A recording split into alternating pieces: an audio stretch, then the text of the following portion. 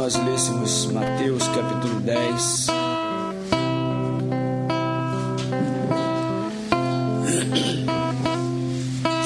Porque a igreja do Senhor, ela tem um objetivo específico. Você, como igreja do Senhor, tem um objetivo específico. Você não está no mundo para o mundo. Se é que nós somos do Senhor, nós estamos no mundo como embaixadores de Cristo. Nós estamos no mundo como ministros da reconciliação, anunciando que Jesus Cristo é a única esperança para o homem. Não fosse isso, não se faria necessária a nossa presença aqui. Você não está aqui em primeiro lugar pela sua família, você não está aqui em primeiro lugar pelos seus estudos, pelo seu trabalho. Você está aqui em primeiro lugar pelo reino de Deus e para Deus. Essa é a nossa missão. E foi por isto que muitos que seguiam a Jesus, quando ouviu o discurso de Jesus, não suportaram. Porque o discurso de Jesus fala de um reino vindouro, de um reino celestial. E isso para os homens naturais é loucura. Porque os homens só pensam nesta vida, nos prazeres desta vida, nos momentos desta vida, e se esquecem que esta vida passa num momento, num abrir e fechar de olhos, passa. E aqui em Mateus 10, nós vamos ler orientação de Jesus para os seus discípulos, ou seja, para nós. Mateus capítulo 10, leamos então a palavra dita por Jesus nosso Senhor. Mateus 10, a partir do versículo 1. Eu quero dizer a vocês, primeiramente, que Deus está neste local. Tremam, eu acabei de descobrir, fiz uma pergunta, Ele já me deu a resposta. Ele está aqui. Não treme teu coração, não aquece teu coração. Por acaso o nosso coração não se aquecia quando Ele nos falava no caminho? Ó nécios e tardos de coração, para compreenderem tudo que diz as Escrituras. Eu quero dizer que Jesus volta nos próximos dias. E se você não estiver preparado, você vai ficar. A igreja do sistema religioso não sobe, mas às vezes nós estamos fora do sistema religioso e continuamos fora da igreja. Não basta estar apenas fora do sistema religioso. O sistema religioso tem que estar fora de nós. Nós somos igreja do Deus vivo. E o objetivo da igreja de Jesus Cristo é um só. E ele está narrado aqui. E chamando os seus 12, aleluia, Deus está aqui. Sabe que fé é o firme fundamento das coisas que se esperam e é a prova das coisas que não se veem. Eu estou vendo. E chamando os seus 12 discípulos, deu-lhes poder sobre os espíritos imundos, para os expulsarem e para curarem toda enfermidade e todo o mal. Ora, os nomes dos 12 apóstolos são estes: o primeiro, Simão, chamado Pedro, e André, seu irmão, Tiago, filho de Zebedeu, e João, seu irmão, Filipe e Bartolomeu, Tomé e Mateus, o publicano, Tiago, filho de Alfeu, e Lebeu, apelidado Tadeu, Simão, o Zelote, e Judas Iscariotes, aquele que o traiu. E o traiu por dinheiro. Jesus enviou esses 12 e lhes ordenou, dizendo: não ireis pelo caminho das gentes, nem entrareis em cidade de samaritanos, mas ide ante as ovelhas perdidas da casa de Israel. E indo pregai, dizendo: é chegado o reino dos céus. Se é chegado, porque ele não estava aqui. Curai os enfermos, limpai os leprosos, ressuscitai os mortos, expulsai os demônios. De graça recebestes e de graça dai. Não possuais ouro, nem prata, nem cobre em vossos cintos, nem alforjes para o caminho, nem 2 túnicas, nem sandálias, nem bordão, porque digno é operar do seu alimento. E em qualquer cidade ou aldeia em que entrardes, procurai saber quem nela seja digno, e hospedai-vos aí até que vos retireis. E quando entrardes em alguma casa, saudai-a. E se a casa for digna, desça sobre ela a vossa paz. Mas se não for digna, torne para vós a vossa paz. E se ninguém vos receber, nem escutar as vossas palavras, saindo daquela casa ou cidade, sacudi o pó dos vossos pés.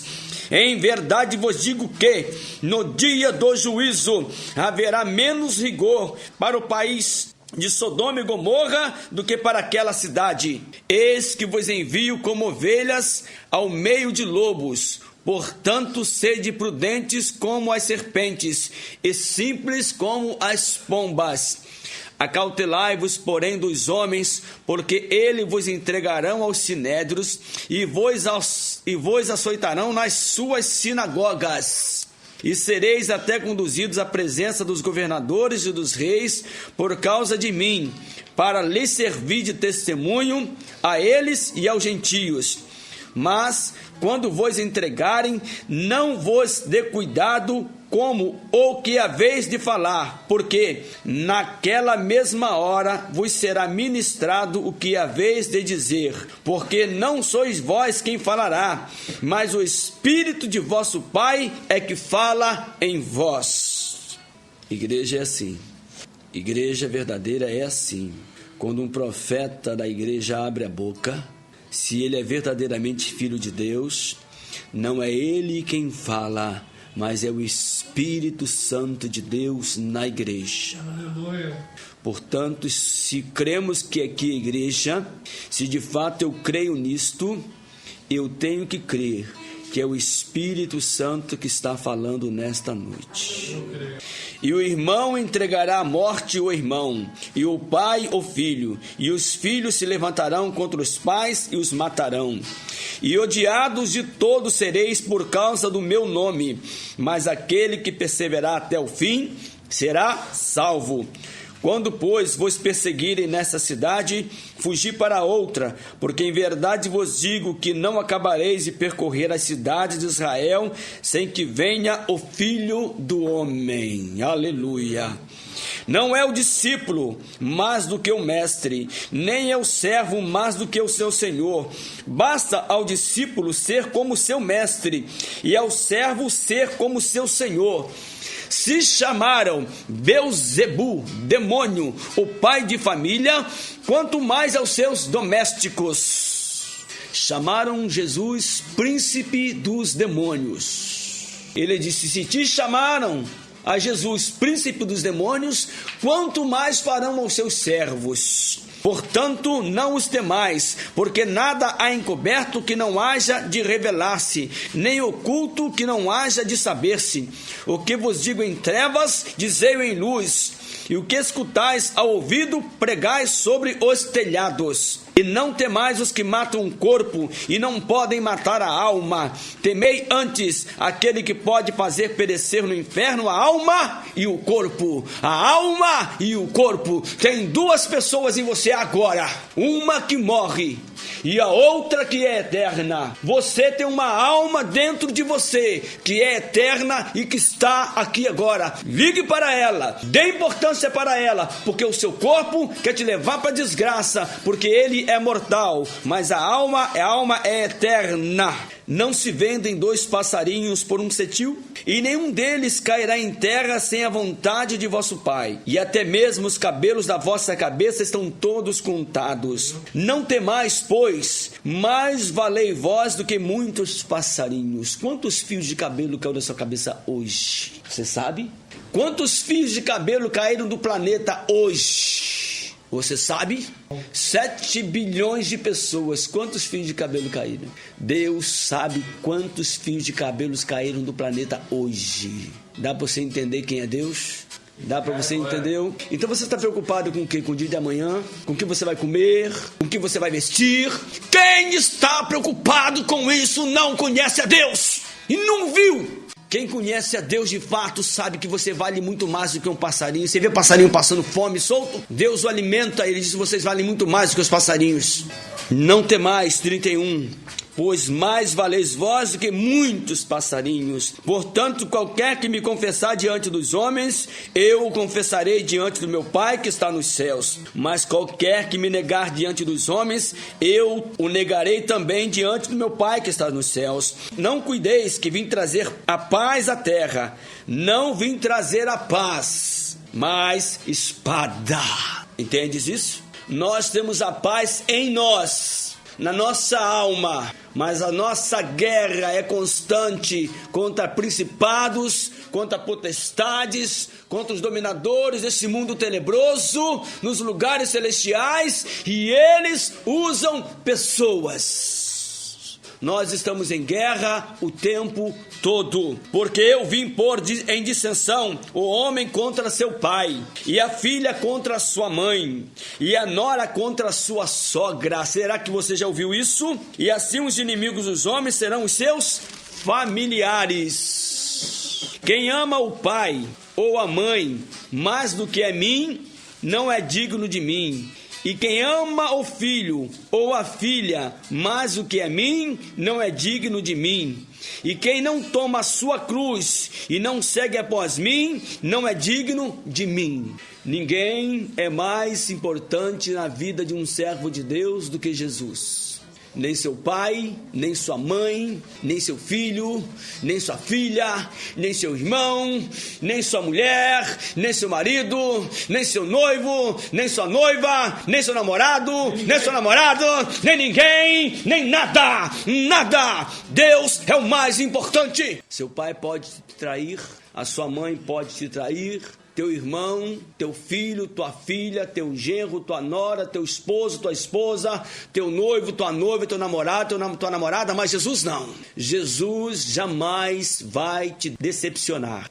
E ele tem, não terá. Ele tem, não terá. Ele tem, não terá o melhor para ti. E o melhor não é o que passa. O melhor é o que permanece. O melhor é o que permanece. Porque as coisas que são passageiras para nada servem. As coisas que se veem serão aniquiladas. Para as que não se veem, permaneçam.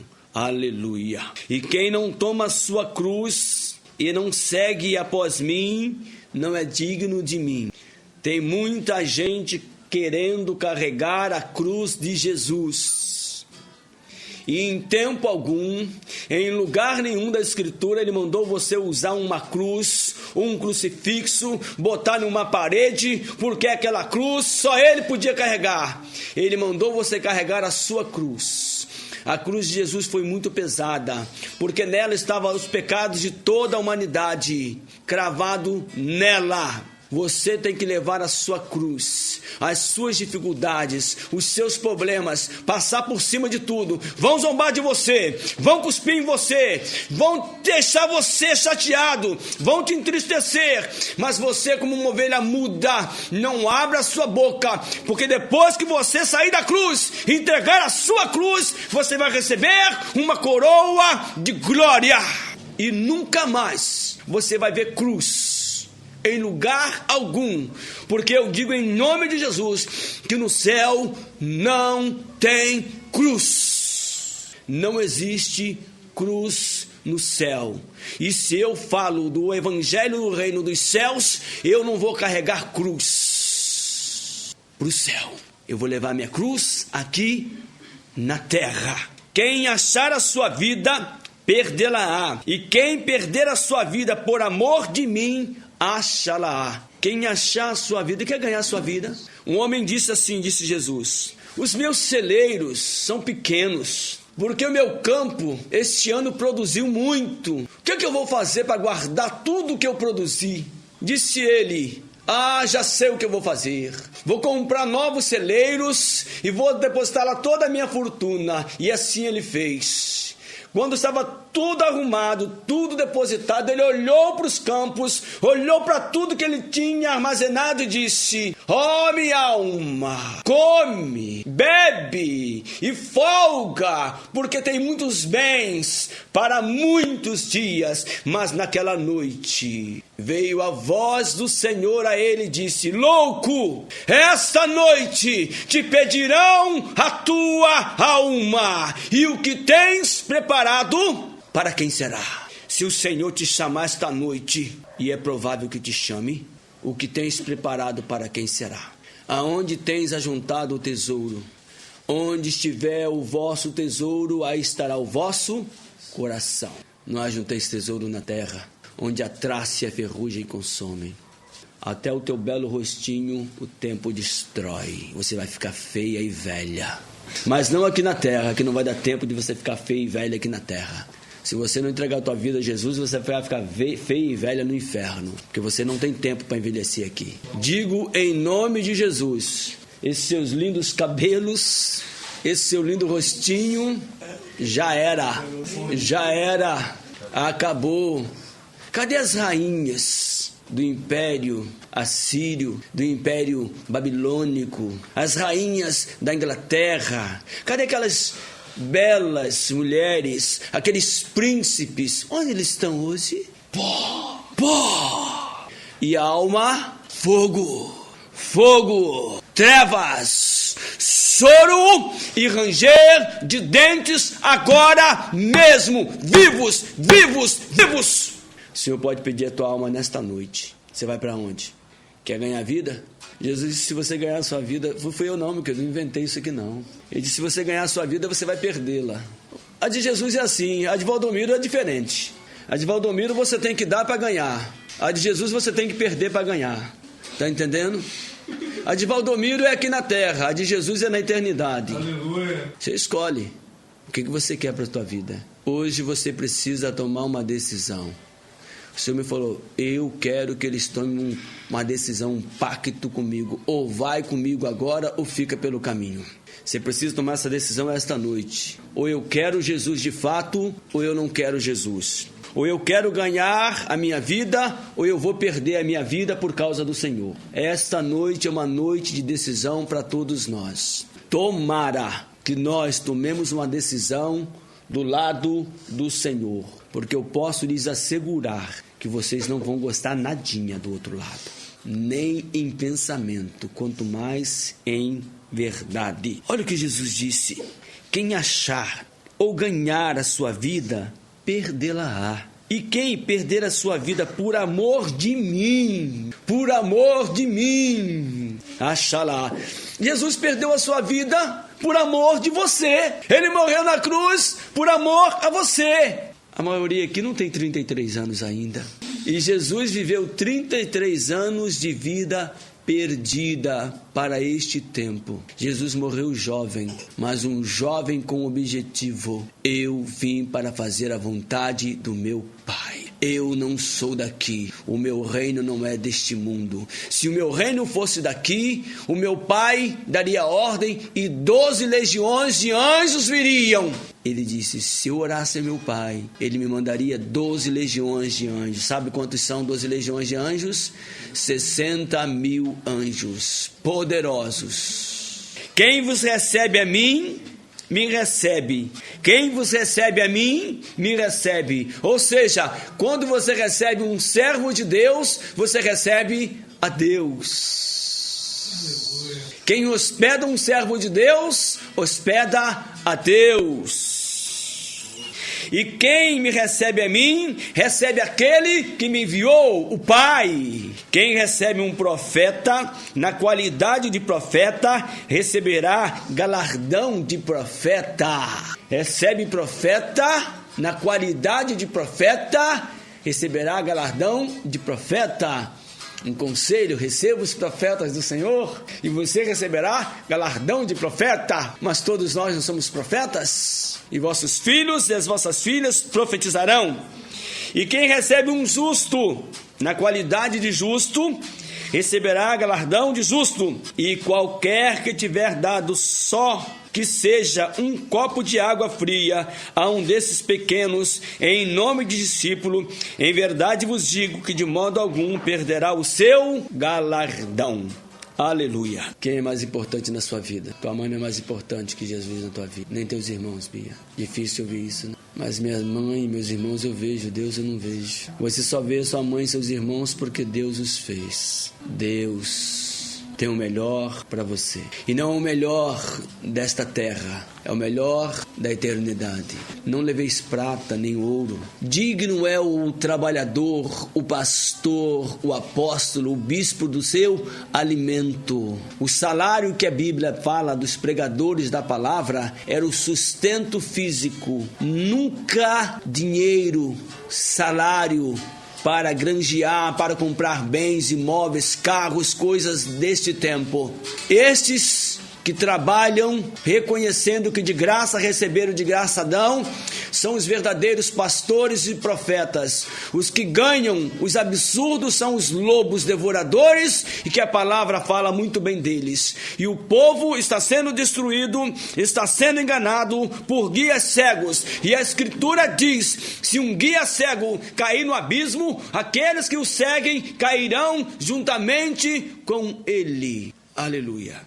Efésios capítulo 4.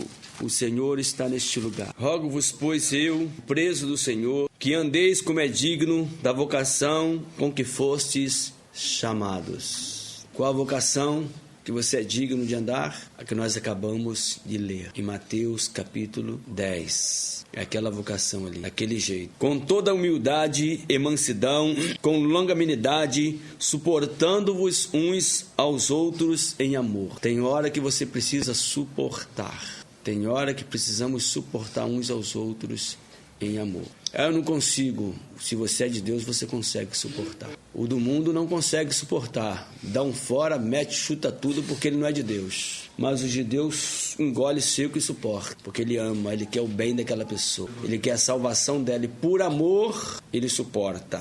Procurando guardar a unidade do Espírito no vínculo da paz. Se não suportar, você quebra a unidade do Espírito. Você não permite que o Espírito Santo venha agir na sua vida, porque você não conseguiu suportar. Aquele que aborrece seu irmão é homicida, e o Espírito Santo não age com homicida. Quebra o vínculo da paz. E uma coisa que a igreja tem e que o mundo não tem é a paz. Deixo-vos a paz, a minha paz vos dou. Aleluia. Não vou lá dou como o mundo a dá. Não se turbe o vosso coração, nem se atemorize. Credes em Deus, credes também em mim. Na casa do meu pai há muitas moradas. Se não fosse assim, eu vou-lhe teria dito, vou preparar-vos lugar. E se eu for, voltarei e vos levarei a vós, para que aonde eu estiver, estejais vós também. Aleluia! Aleluia! Promessa de Deus. Há um só corpo e um só Espírito. O Espírito habita no corpo, jamais em um indivíduo. Uma pessoa sozinha não tem o Espírito. Ela precisa fazer parte do corpo de Cristo. Dois fazem parte do corpo de Cristo. O Espírito habita no corpo. Há um só corpo, uma só igreja. A Assembleia Universal, igreja dos primogênitos, inscrito nos céus. Não existe outra igreja no planeta. É a Igreja Universal de Jesus Cristo, lavada, remida, branqueada, purificada, santificada no sangue de Jesus. Aleluia! Aleluia! Aleluia!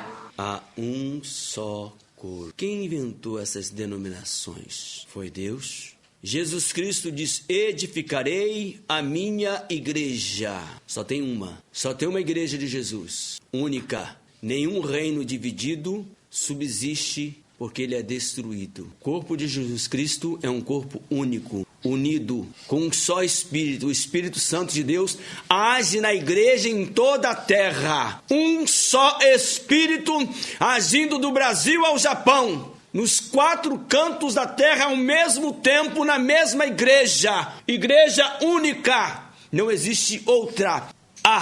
Ele age nos espíritos dos justos aperfeiçoados. Deus, não age na sua carne. Há um só corpo e um só espírito, como também foste chamados em uma só esperança da vossa vocação. Você tem uma vocação. Nós temos uma vocação, e é a vocação espiritual e não carnal. Aliás, ninguém precisa nos julgar. Nós mesmos sabemos se somos ou se não somos do Senhor. Nós mesmos nos conhecemos. Quem busca as coisas de Deus, pensa nas coisas de Deus e vive para as coisas de Deus, são de Deus. Alguém pode dizer, qual é a música que é de Deus? Essa semana eu vi alguém dizendo, criticando um ritmo musical, que esse ritmo não é de Deus. Qual o ritmo musical que é de Deus? Qual o ritmo musical que é de Deus? Só tem um ritmo musical que é de Deus. Eu gostaria que a partir de hoje você só cantasse esse ritmo e abandonasse todos os outros ritmos e não cantasse mais os outros ritmos. O ritmo musical de Deus é o ritmo santo. Se eu toco um reggae santo de Deus, é para Deus.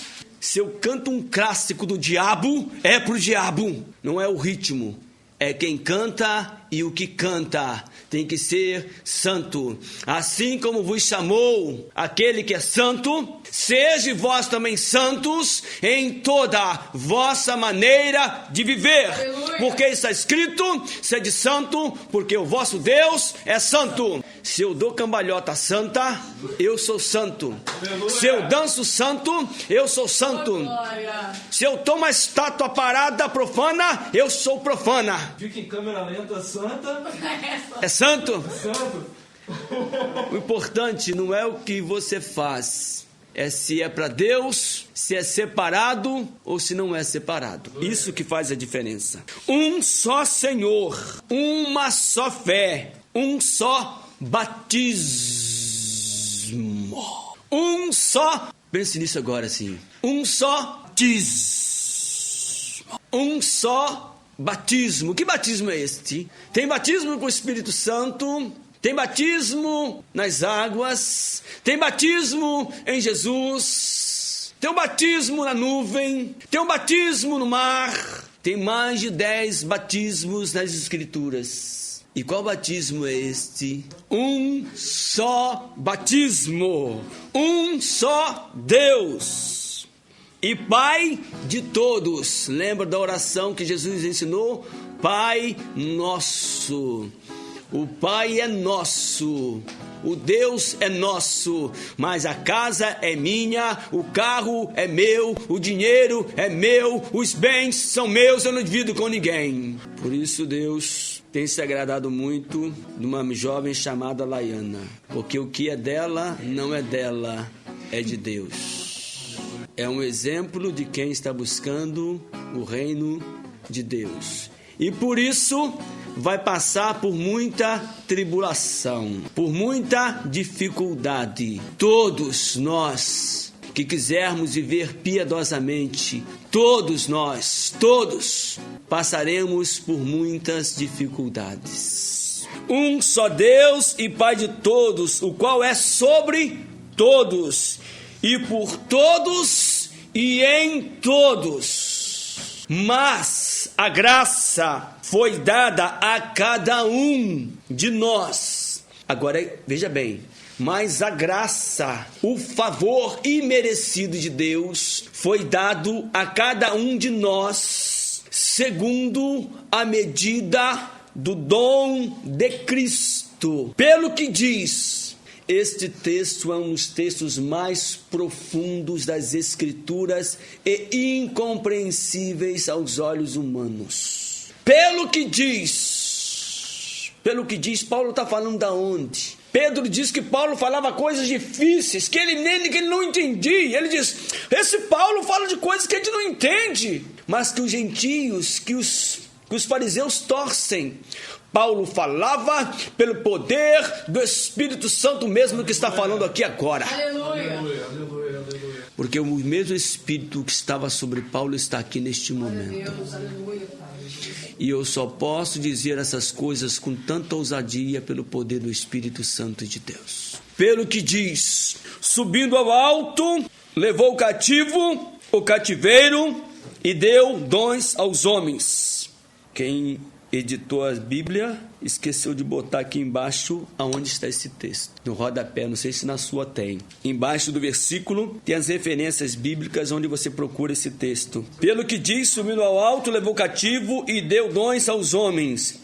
Aqui diz Juízes 5:12 e Colossenses 2:15. Ah, nessa aí está correta. Alguma Bíblia tinha que estar. Exatamente, é no Salmo 68 que está escrito esse texto. Paulo estava falando do Salmo 68, que fala de nós, que fala de Jesus. O Salmo 68 fala de Jesus. Aliás, todos os salmos falam de Jesus. É um espetáculo. Salmo 24 fala desse texto. É ligado esse texto do Salmo 68. 68 e 24 e uma porção deles. Aleluia. Pelo que diz, subindo ao alto, Shekarabaraba. Oh, glória! Meu Deus! Deixa eu dizer uma coisa nesta noite. Hoje eu botei até no Facebook um texto da Escritura que eu nem sonhava que falava das datas bíblicas toda. Mostra claramente que época nós vivemos. Um trovão. Só podemos falar...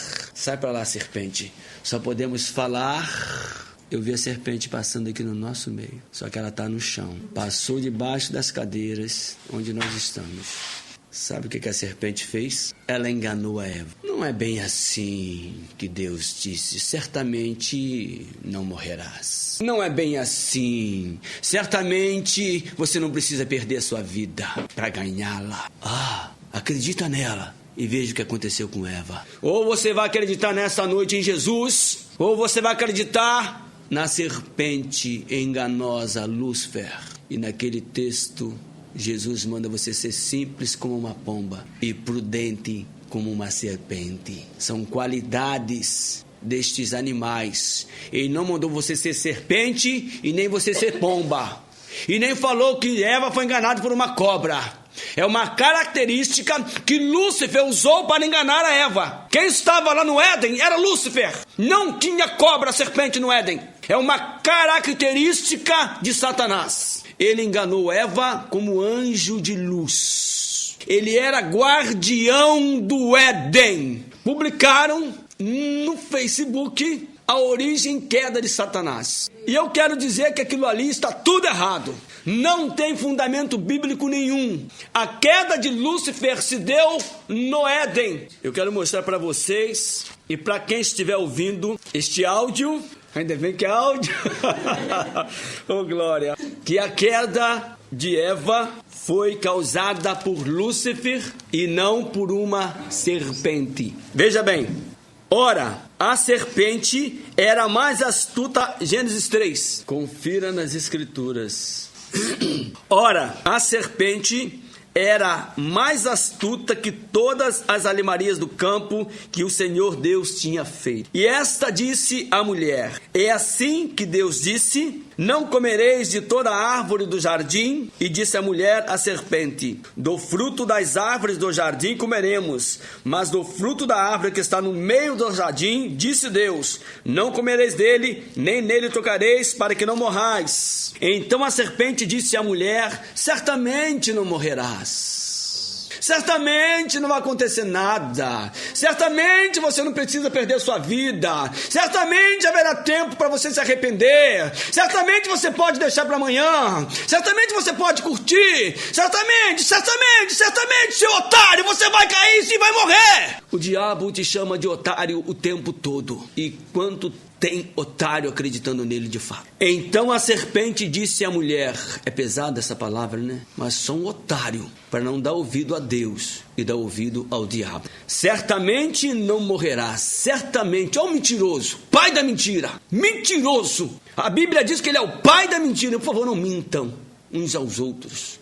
Não minta, porque o diabo é o pai da mentira. E se você ficar uma vida mentirosa, você é filho dele. Quem mente continuamente é filho do diabo, ainda não conheceu a Deus. Dá para você? Porque Deus sabe. Aí ele usa o nome de Deus. Até o diabo usa o nome de Deus. Tem muita gente falando em nome de Deus que é do diabo. Porque Deus sabe que no dia em que dele comerdes, se abrirão os vossos olhos e sereis como Deus, sabendo o bem e o mal. E vendo a mulher que aquela árvore era boa para se comer e agradável aos olhos, cuidado com as coisas que são agradáveis aos olhos.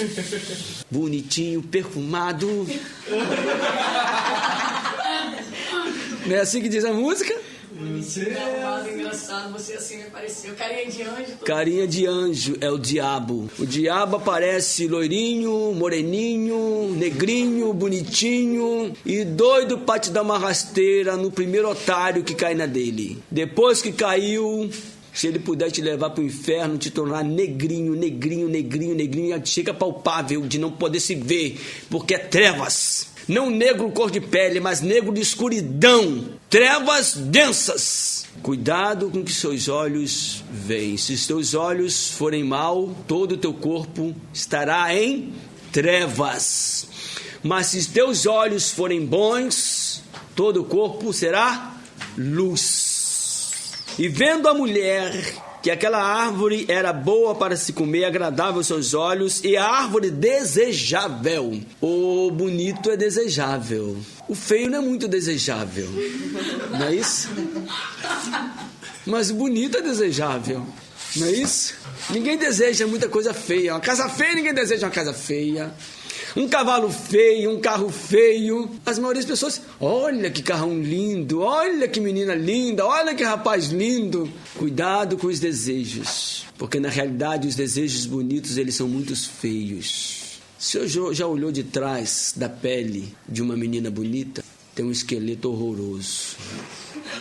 Já olhou o intestino de uma menina bonita? É cheio de titica. Você tem coragem de lamber o vômito de uma gata bonita? De uma menina linda? É só aparência, queridos.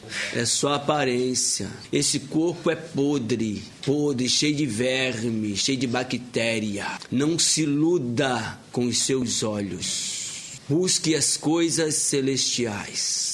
Estas são coisas eternas. E desejável para dar entendimento, tomou do seu fruto e comeu, e deu também a seu marido, e ele comeu com ela. Então foram abertos os olhos de ambos, e conheceram que estavam nus, e cozeram folhas de figueira, e fizeram para si aventais. Nós não vamos entrar em detalhe, porque levaria muito tempo nesse texto. E ouviram a voz do Senhor Deus que passeava no jardim pela viração do dia, e escondeu-se Adão e sua mulher da presença do Senhor entre as árvores do jardim.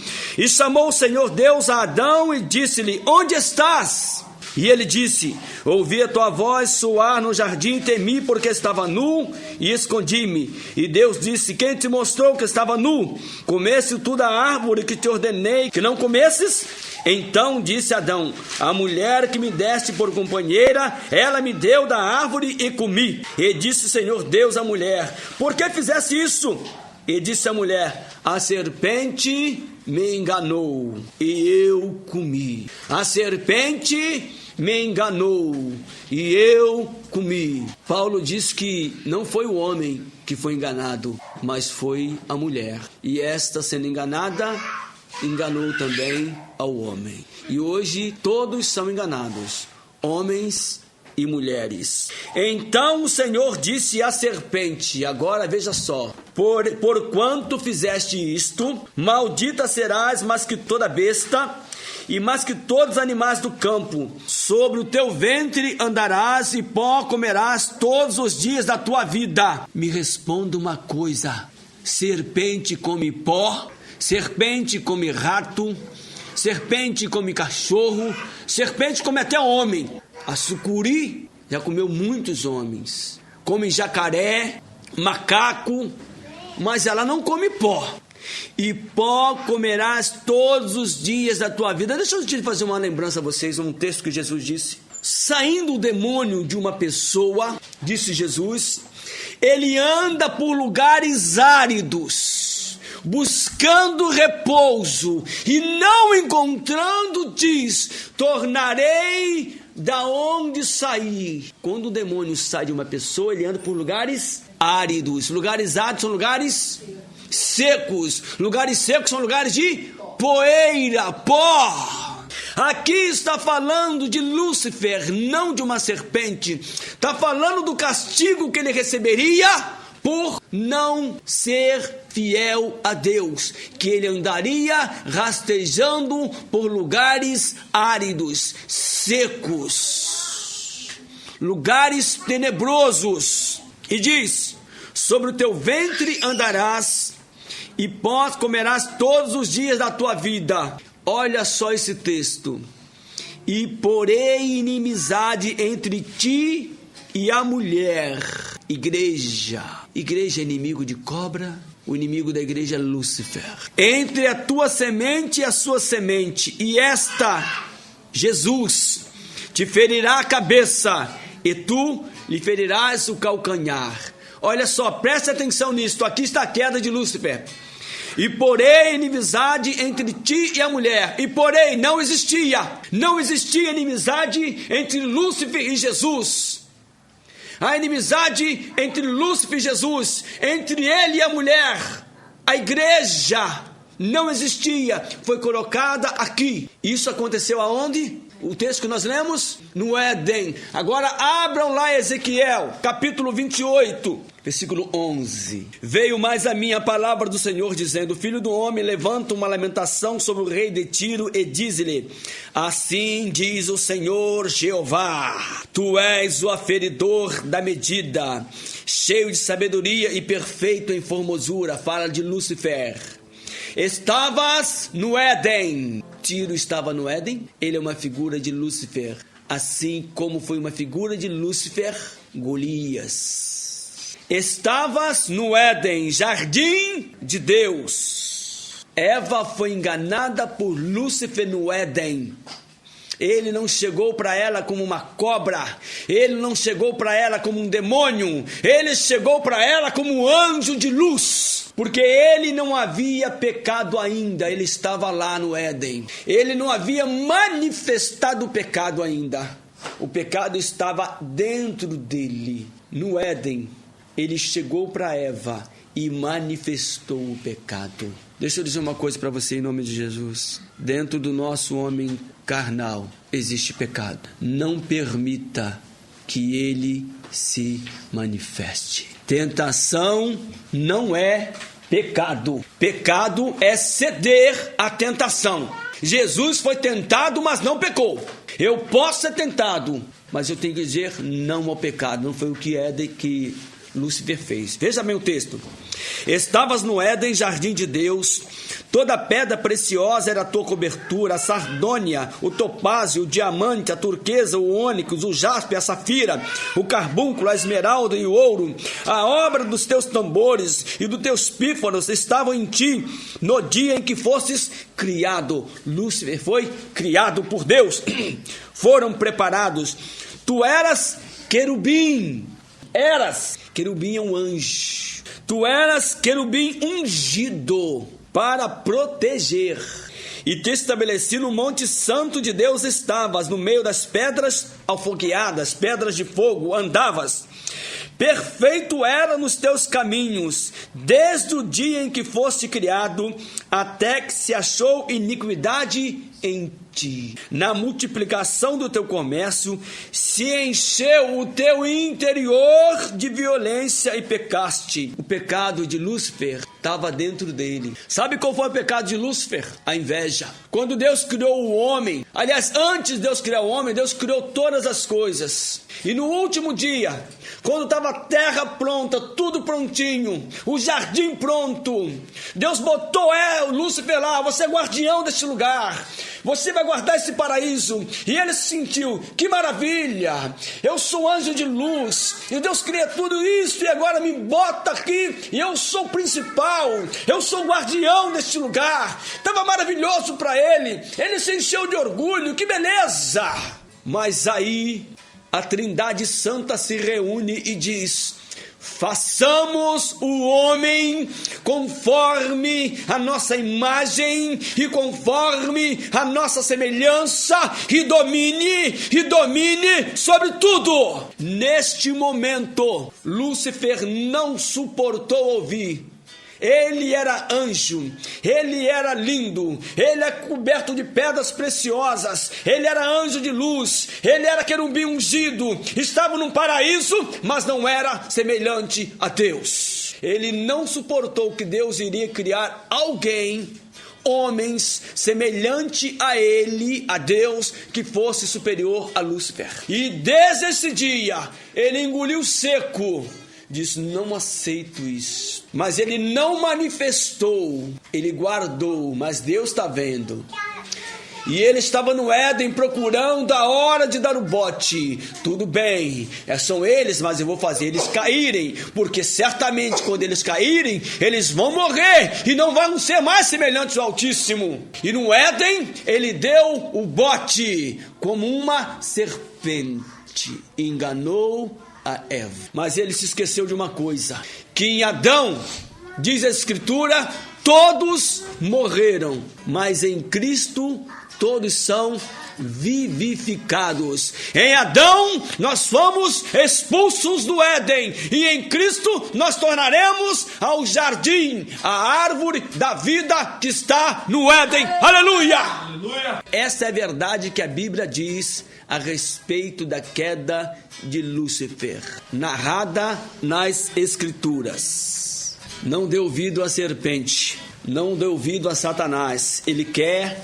destruir a tua vida. Não vem aqui prestar um culto do filho de Eva, Caim, um culto que ele vinha prestar uma obrigação, um culto onde Caim talvez fosse buscar a salvação, não o Salvador. Não venha num culto, numa reunião da igreja buscar salvação, venha buscar adorar o Salvador que vive para todo sempre, porque é a única maneira que você pode pisar a serpente, o escorpião, e ele não lhe fará dano algum. Um só Senhor, uma só fé, um só batismo. Aleluia. Que batismo é este? Um só Deus e Pai de todos, o qual é sobre todos e em todos e por todos e em todos. Mas a graça foi dada a cada um. Veja só, é sobre todos. Mas a graça foi dada a cada um, individualmente. Você não vai entrar no reino porque você está na igreja. Você vai entrar no reino porque a graça se manifestou sobre você, porque a salvação é individual. O pai não levará o pecado do filho, nem o filho levará o pecado do pai. A alma que pecar, esta morrerá. Mas a graça foi dada a cada um de nós, segundo a medida do dom de Cristo. Pelo que diz, subindo ao alto, levou o cativo o cativeiro e deu dons aos homens. Que diz isso as Escrituras? Subindo ao alto, levou o cativo o cativeiro. Estão lembrados o que é isso? Ora isto, ele subiu, que é, senão que também antes de subir, tinha descido às partes mais baixas da terra. O inferno, segundo as Escrituras, está debaixo dos teus pés. Partes baixas da terra. Como a Escritura diz que é um fogo que não se apaga, e a ciência diz que o centro da terra tem uma temperatura de 5.250 graus. A água ferve com 100. A Escritura diz que lá é o inferno, e a ciência diz que lá, o centro da terra, tem essa temperatura. Você está pensando que morrer para o inferno é coisa de brincadeira? E não morre. Nunca leste que o nosso Deus é um fogo consumidor e que o julgamento dele começa pela casa dele? Os filhos de Jefferson, se Jesus vier hoje, vão para a glória. Ele e a esposa dele só vão se arrependerem dos seus pecados, e todos nós igualmente. Se não, não entra. senão não vê e não entra no reino dos céus.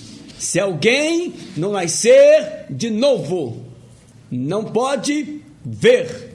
Se alguém não nascer de novo, não pode entrar. É o batismo, um só batismo, o novo nascimento, um só batismo, sepultamento da carne, é o batismo, e ressurgindo em espírito. Este é o batismo que é dito aqui, um só batismo.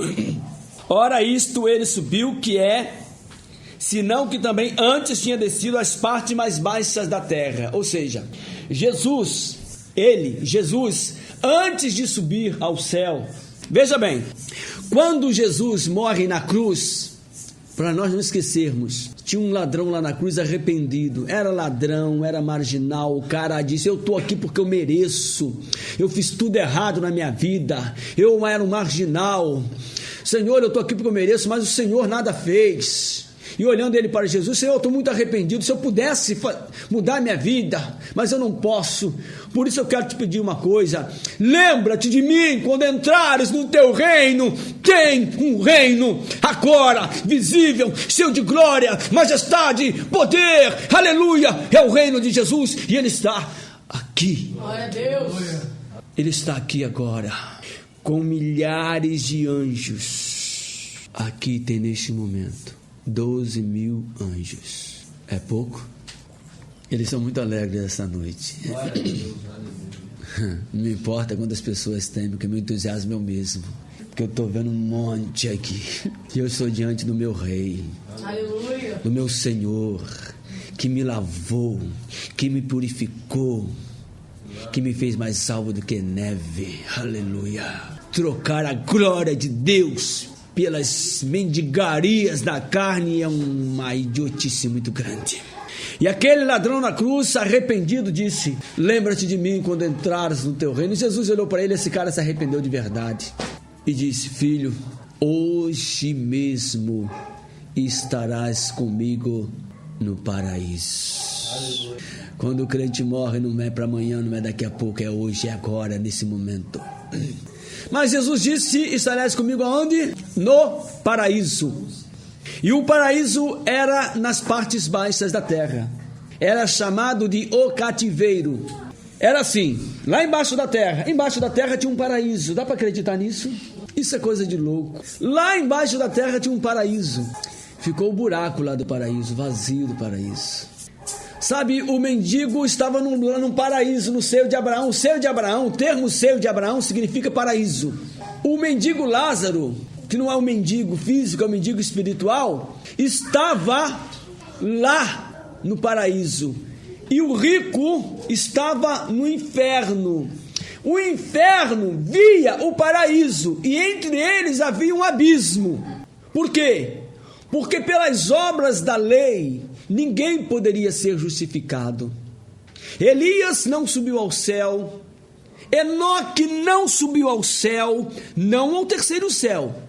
O céu que eles subiram foi no máximo no segundo céu, porque existe o céu das nuvens, existe o céu das estrelas e existe o céu de Deus. Elias subiu no máximo no segundo céu. E quando ele sobe no segundo céu, ele não vai para o terceiro céu, ele desce para o abismo, lá nas partes baixas da terra. E quando ele chega lá no mais profundo abismo, ele olha do outro lado e está o paraíso, e é ali que ele fica. Você imagina o paraíso à beira do abismo e o inferno à beira do paraíso e do abismo, próximos. Então, quando Jesus morre, o apóstolo Paulo está dizendo, ora isto, ele subiu, que é, senão que também antes de subir, ele desceu às partes mais baixas da terra. Então ele foi para o paraíso, ele não foi para a glória. E quando ele vai para o paraíso, ele fica lá 3 dias. Quando o Espírito Santo vivifica Jesus no túmulo, ele ressuscita em glória, E a primeira pessoa a vê-lo, Jesus é bom. A primeira pessoa a pecar contra Deus foi uma mulher, Eva. E a primeira pessoa a vê-lo ressuscitado foi uma mulher, Maria Madalena, da qual te havia sido expulso 7 demônios. Aí Maria Madalena, na alegria, Rabone, Jesus disse: não me toque, não me detenhas. Isso é muito profundo, não dá para falar aqui agora, porque ainda não subi ao céu. Jesus estava onde, querido? Se ele não havia subido ao céu, ele estava no paraíso, que era nas partes baixas da terra. Quando ele ressuscita, ele desce ao paraíso, leva cativo o cativeiro, prega o evangelho, leva cativo, ou seja, tira o paraíso das partes baixas da terra e começa subindo com ele. O maior espetáculo de todos os tempos na face da terra foi quando Jesus desceu nas partes baixas da terra e em triunfo subiu com milhões de santos, foi um espetáculo. Está filmado, eu vou querer ver isso não quando chegar na glória. O espetáculo de Jesus tirando o cativeiro subindo. Foi tão maravilhoso que os anjos gritaram: levantai, ó portas, as vossas entradas, levantai-vos, ó entradas eternas, e entrará o Rei da Glória. Quem é este Rei da Glória? O Senhor forte e poderoso, o Senhor poderoso na guerra. Levantai, ó portas, as vossas cabeças, levantai-vos, ó entradas eternas, para que entre o Rei da Glória. Quem é o Rei da Glória? O Senhor dos exércitos, ele é o Rei da Glória. Sela! Aleluia!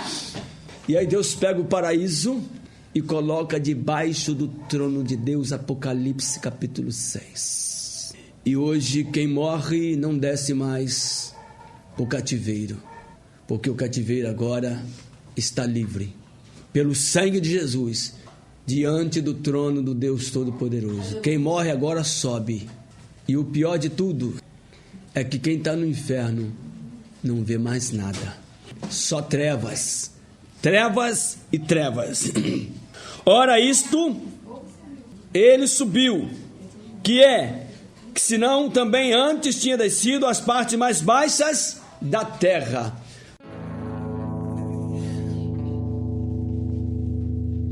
Ora isto, ele subiu, que senão que também antes tinha descido às partes mais baixas da terra. Aquele que desceu é também o mesmo que subiu acima de todos os céus. Acima de todos os céus.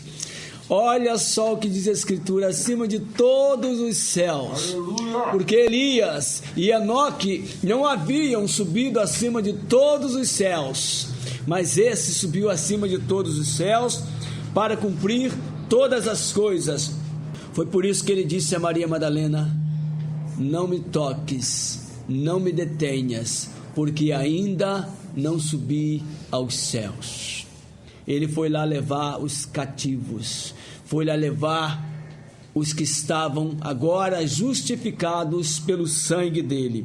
Ele mesmo deu uns para apóstolos. Depois que ele subiu aos céus, ele não nos deixou órfãos, enviou o Espírito Santo e deu dons aos homens. Ele deu uns para apóstolos, outros profetas, outros para evangelistas. Foi o Senhor que te escolheu para profeta, ou para apóstolo, ou para evangelista, ou para pastor, ou para doutor, ou seja, mestre, instrutor, dom, não mestre, dom espiritual, ou seja, mestre sim, mas que mestre? O mestre em mim. Pastor sim, mas que pastor? O pastor em mim, não eu, mas ele em mim. Você é pastor? Eu não, eu tenho um pastor que habita em mim. Você é mestre? Não, eu sou um mestre, que eu tenho um mestre que habita em mim. Você é doutor? Não, eu tenho um doutor que habita em mim. Você é apóstolo? Não, eu tenho um apóstolo que habita em mim. Você é profeta? Não, eu tenho um profeta que habita em mim. Dons do Espírito. Por isso ele diz: a ninguém chameis vosso pai, nem vosso mestre, nem vosso guia, pastor, porque um só Espírito executa todas essas coisas em todos nós, e nós somos o corpo de Cristo, onde Ele nos usa através de suas próprias ferramentas, que são os dons espirituais. Eu nunca tinha escutado isso, aleluia. Acabei de ouvir uma coisa e falar uma coisa que eu nunca tinha falado na minha vida. Até parece que eu falei, né? Mas eu sei que eu falei, eu nunca havia falado. É poderoso. O pastor é o que mora na igreja, que fala através dos dons. É Jesus. O profeta é o profeta que habita na igreja. É Jesus. E usa as bocas dos homens, servos dele. O mestre é ele que habita no corpo. O apóstolo é ele. É ele. É ele em nós. Aleluia! Glória a Deus! Glória, pois, a Ele, eternamente. Amém. Querendo o aperfeiçoamento dos santos para a obra do ministério, para a edificação do corpo, até que todos cheguemos à unidade da fé e ao conhecimento do Filho de Deus, varão perfeito à medida da estatura completa de Cristo, para que não sejamos mais meninos inconstantes, levados em redor por todo vento de doutrina, pelo engano dos homens que com astúcia enganam fraudulosamente. Antes, seguindo a verdade em caridade, cresçamos em tudo naquele que é a cabeça, Cristo, do qual todo o corpo bem ajustado e ligado pelo auxílio de todas as juntas, segundo a justa operação de cada parte, faz o aumento do corpo para a sua edificação em amor. Aleluia. Qual o seu dom? Você já descobriu qual é o seu dom? A Escritura diz que subiu ao alto, levou o cativo o cativeiro e já deu dons aos homens. Qual o seu dom? Eu já descobri alguns dons. Qual o seu dom, Bia? Já descobriu? Jefferson, Dayana, Jean, Vânia, Jéssica, Lorena, Bruna, Lívia, Carol já descobriu um. Ana Luísa, Maiara, qual os seus dons? Cauí e Kevin, tem dons também de Deus. Qual o seu dom? Se você não sabe qual o seu dom, você ainda... Só existe esses dons pastorais e... Na próxima reunião nós traremos a lista de dons, isso é gigante. Dependendo... Dom de fé, dom de misericórdia, dom de ajuda, dom de auxílio, dom de operação de milagres, dom de curas, dom de profetizar, dom de línguas, dom de interpretação de línguas. Santa glória a Deus, aleluia. Dom de promotor de evento. Dom de promotor geralmente está ligado ao evangelismo. Quem evangeliza. Amém? Vamos adorar o Senhor. Números capítulo 33. Números capítulo 33 eu nunca tinha visto na minha vida. Um único versículo conta toda a história da humanidade. Gênesis, Êxodo, Levítico, Número 33. Aí eu te pergunto, você está assim, o que é que eu faço, qual o caminho que eu sigo, para onde eu vou, que decisão eu vou tomar? E eu te pergunto, a pergunta que Jesus fez aos discípulos: e vocês, a quem querem seguir? O que vocês querem da sua vida? Vocês também vão me abandonar? Porque o meu discurso é duro? Pedro e os discípulos olharam para Jesus e Pedro disse: Senhor, para quem iremos nós? Se só tu tens a palavra de vida eterna. Você pode escolher qualquer caminho, querido, mas se não for o caminho de Jesus, você está frito. Literalmente frito. Número 33, 38. Olha, escutem. Então, marquem em sua Bíblia. Então Arão, o sacerdote, subiu ao monte Or, conforme o mandado do Senhor, e morreu ali, no 5º mês do ano 40º da saída dos filhos de Israel da terra do Egito, no 1º dia do mês. Aleluia. Aqui está a matemática de Deus. Cara, você vai ler isso aqui, eu vou ler isso aqui, e parece que não tem nada. Está narrando a narrativa de um homem sacerdote que morreu. Então Arão, o sacerdote, subiu ao monte Hor. Oh, aleluia! O que significa Hor? Hor! Hor! Hor significa montanha. Então Arão, o sacerdote, subiu ao monte Hor, conforme o mandado do Senhor, e morreu ali, no 5º mês do ano 40º da saída dos filhos de Israel da terra do Egito, no 1º dia do mês. Aleluia, Deus, oh aleluia. Onde Moisés recebeu a lei, os mandamentos, as tábuas dos 10 mandamentos, no monte Sinai. Então Arão, o sacerdote, subiu ao monte Hor. Então Arão, o sacerdote, subiu ao monte Hor, conforme o mandado do Senhor, e morreu ali, no 5º mês do ano 40º da saída dos filhos de Israel da terra do Egito, no 1º dia do mês, e era da idade de 123 anos, quando morreu no monte Hor. Você sabe que a idade em que Arão morreu foi estabelecida por Deus. Ele não poderia viver 124 anos. Ele teria que morrer com 123 anos. Vamos só, analisa isso aqui. E subiu Arão, o sacerdote, ao monte Hor, conforme o mandado do Senhor, e morreu ali, no 5º mês do ano 40º. Gravem isso, 40º. Arão é o modelo sacerdotal levítico. A Escritura diz que Jesus Cristo não veio do sacerdócio levítico, porquanto ele era da tribo de Judá. Então Arão representa o sacerdócio levítico. E sabe quando que o sacerdócio levítico se findou? No 40º ano da saída dos filhos de Israel com a morte de Arão. Isto é uma figura na linguagem bíblica, na matemática de Deus, que nós precisamos desesperadamente aprender. O número 4, 40, 400 e 4.000 tem uma só linguagem. Vocês podem observar, Arão morreu no 40º ano, porque o sacerdócio levítico duraria até o final do ano 4.000. Depois é o sangue de Jesus. Mas ele morreu no 5º mês, no 1º dia do mês. Sabe quando começou o ministério de Jesus? No 5º milênio, no princípio do 5º milênio.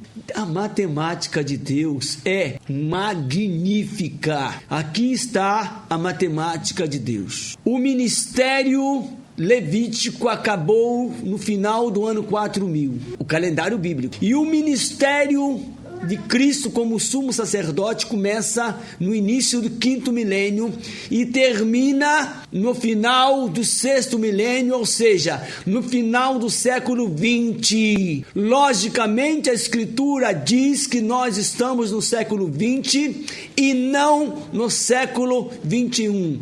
Quer ver uma coisa, número 4? Quantos dias o gigante afrontou Israel, Golias afrontou Israel? 40 dias. Quantos anos foram o sofrimento do povo no deserto? 40 anos. Quantos dias Jesus passou no deserto sendo tentado? 40 dias. É a mesma linguagem. A tentação, o medo da morte estava debaixo do sacerdócio levítico. O escritor aos Hebreus fala sobre isso. Eles tinham medo da morte. A figura de Golias, por exemplo, ninguém enfrentava Golias porque tinha medo da morte. Mas Davi não teve medo da morte. Esse incircunciso vem contra nós com espadas e com lanças, mas nós vamos contra ele em nome do Senhor dos Exércitos. Ele era a figura de Cristo. E quem nasceu no 5º milênio em diante não tem mais medo da morte. Aleluia. Eu volto a dizer, se nós estivéssemos no ano 2013, nós não estaríamos neste mundo como ele está agora. Eu vou contar uma coisa para vocês. No ano 2013, de fato, onde nós estaremos? Dá para responder aí? Segundo as Escrituras, onde? Aqui. 2013 nós vamos estar aqui, mas não com esse corpo mortal, não com essa cara, Lindão. não com essa aparência, não com esse pecado, não com essa dor, não com essa perspectiva e medo da morte, nada disso. Nós estaremos reinando com Cristo durante 1000 anos como reis e sacerdotes sobre a terra. Aleluia. Isto diz a Escritura de Gênesis a Apocalipse. Quer ver uma coisa? Diz a Escritura que o Senhor prometeu a Abraão um filho. E ele veio, filho da promessa, Isaque. Você é filho da promessa? Em Isaque seremos filho da promessa. Em Agar, Ismael, filho da escrava. Os que são da religião, como Paulo diz, são da escravidão. E os que são filhos de Sara, da livre, são descendência de Isaque. Aí nasce Isaque. Isaque chega aos 40 anos e o pai manda procurar uma esposa lá nas terras, diante dos parentes dele. E ele vai lá e acha Rebeca, conforme o mandato do Senhor. Manda um servo, vai lá buscar minha esposa. Não se preocupe, servo de Deus até esposa ele arranja. Eita, Isaque, vai lá, Isaque. A Isaque foi lá e achou Rebeca. Mas o Senhor havia prometido um filho a Isaque. Isaque, filho de Abraão, amigo de Deus. Isaque, no primeiro ano, Senhor, o Senhor prometeu um filho. E esse é o primeiro ano, cadê meu filho? Nada, Isaque continuou orando. No segundo ano, não teve filho. No quarto não teve filho, no quinto não teve filho, no 10º não teve filho, no 15º não teve filho, no 17º não teve filho, no 19º não teve filho. O filho de Isaque veio no 20º ano. O Israel de Deus vai começar a reinar sobre a... Meu Deus. Isaque é a figura de Cristo. Quantos anos ele conheceu Rebeca, que é a figura da igreja? Quantos anos, qual milênio Cristo criou, manifestou, começou o seu noivado com a igreja? No ano 4000. Quantos anos vai levar para que a igreja se torne Israel de Deus eterno? 20 anos, 2000 anos. Não passa nem um dia. Jesus vem a qualquer momento. Guarda o que tens, para que ninguém tome a tua coroa. Então esse texto diz que o sacerdócio arônico, ele jamais subiu ao céu, ele morreu no monte. O sacerdócio arônico, ele foi recebido no monte Sinai, e ele morreu no monte Sinai. Arão morreu no monte Or, na montanha. Não morreu, não foi para a glória. Mas o sacerdócio que a partir depois do ano 4000 nasceu e surgiu, o sacerdócio segundo a ordem de Melquisedeque, que é o sacerdócio de Cristo, o nosso sumo sacerdote, ele não está no monte físico, ele está no monte Sião, na Jerusalém celestial, da onde nós aguardamos nosso Senhor, porque a Escritura diz que nós temos um sumo sacerdote assentado à destra do Todo-Poderoso nas alturas. Aqui mostra a mentira, a farsa, a adulteração deste calendário, que é o calendário gregoriano, e mostra a realidade do calendário bíblico, que nós não passaremos nem um dia depois do século 20 sem que Cristo volte. Maranata, glória a Deus, aleluia. Quero mostrar uma coisa para vocês, a proximidade bíblica da volta de Jesus. Possivelmente não vai dar tempo de Ana Luísa casar, entendeu? Lucas 21. A partir do versículo 25, vamos ler. Presta atenção que aqui fala também da datas bíblicas. E haverá sinais no sol e na lua e nas estrelas, e na terra angústia das nações em perplexidade pelo bramido do mar e das ondas. Ou seja, tsunamis violentas, como aconteceu na Ásia, que matou 360 mil pessoas. Cara, você viu a imagem dos tsunamis já na internet? Cara, é assustador, meu irmão. Cara, você não tem defesa, não há o que a pessoa possa fazer, nada. Sai levando tudo, não tem o que você fazer. Sai arrastando você de carro, não consegue fugir dela. Aquela bicha gigante te vem engolindo tudo, ela vem te engole. Tá aqui, ó, já narrada por Jesus há quase 2000 anos atrás, que os tsunamis viriam. E veio e vão vir piores ainda, hein? Vai haver tsunamis piores, o Brasil vai ser devastado. São João da Barra, que é essa região ali, Cruçaís, vai desaparecer do mapa. Homens desmaiando de terror, na expectação das coisas que sobrevirão ao mundo, porque os poderes do céu serão abalados. E então virão ver o Filho do Homem numa nuvem com poder e grande glória. Isso que é Jesus narrando. Ora, quando essas coisas começarem a acontecer, olhai para cima e levantai a vossa cabeça, porque a vossa redenção está próxima. Olha para cima. Jesus mandou, olha para cima, que a vossa redenção está próxima. Depois que eu te vi de branco. A vossa redenção está próxima. Jesus está fazendo essa narrativa, e como Jesus viu que os fariseus eram muito duros de coração, ele introduz uma parábola no meio da narrativa. Parábola é um conto alegórico, onde ele usa objetos, coisas, para significar e demonstrar fatos reais. Ele não cita os fatos reais, ele mostra de forma alegórica, para que as pessoas duras de coração não entendam. E disse-lhes uma parábola: olhai para a figueira e para todas as árvores. Eu quero dizer uma coisa, em nome de Jesus. A figueira nas escrituras se chama Israel, e todas as outras árvores se chamam todas as outras nações. Jesus disse isso: olhai para Israel, para a figueira e para todas as outras árvores, para todas as outras nações.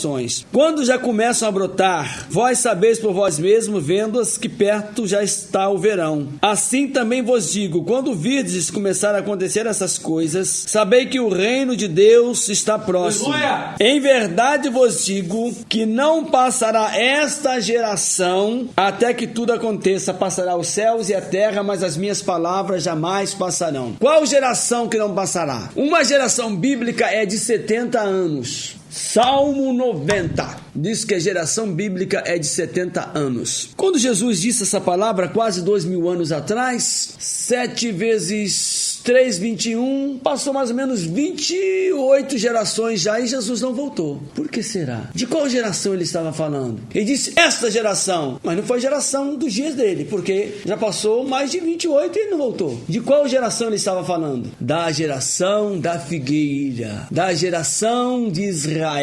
Quando Jesus disse isto, Israel era um povo sem um estado reconhecido. Ele era disperso. Por exemplo, ele não era uma nação como o Brasil, com fronteiras. O Brasil tem as fronteiras, é uma nação reconhecida. Israel era um povo. Eles habitavam em Roma, em vários lugares, mas a Jerusalém não pertenciam a eles. Roma dominava tudo. Ele não tinha um estado, eles não tinham um território. Jesus diz: quando Israel brotar como nação, quando a figueira começar a brotar, em verdade vos digo que não passará essa geração sem que tudo aconteça, sem que ele volte. Israel nasceu como nação, brotou como nação em 14 de abril de 1948, segundo o calendário gregoriano. 14 de abril de 1948, Israel hoje tem 65 anos. 65 anos tem Israel hoje. A geração da figueira dura 70 anos, no máximo.